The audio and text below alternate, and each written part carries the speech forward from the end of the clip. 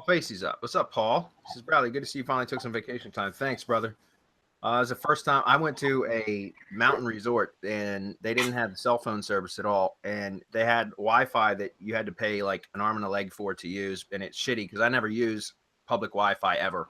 I just don't like to use it. It's insecure. So I went and like I literally unplugged from the Matrix for like 4 days. And that's the longest I think I've ever been unplugged since I started my digital marketing career. So it was kind of weird. It was uncomfortable for the first couple of days. Then I got used to it. And then right after a time I got used to it, I had to come back with a whole bunch of backed up work.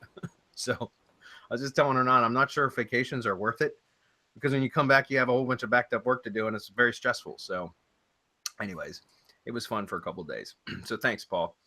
He says, have you tried or noticed any significant changes to your overall AdWords keywords performing using the bid simulator for the campaigns, all campaigns dashboard?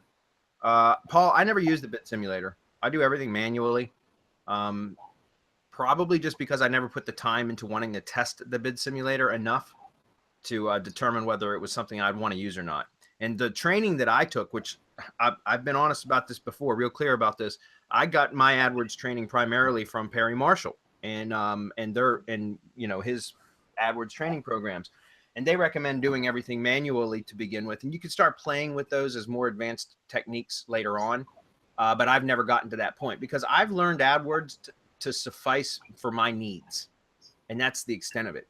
Like there's so much advanced stuff you can do with all that. And at some point I may pursue all of that. But for right now, for what I need it for, which was lead gen, local lead gen, and some affiliate campaigns, which are fairly simple, there's not really a whole lot of advanced stuff that you have to do. You can do it, but it's not something you have to do. And I always look at, where is my time best spent? Is it getting into the nitty gritty of AdWords and trying to figure out all the available options to me?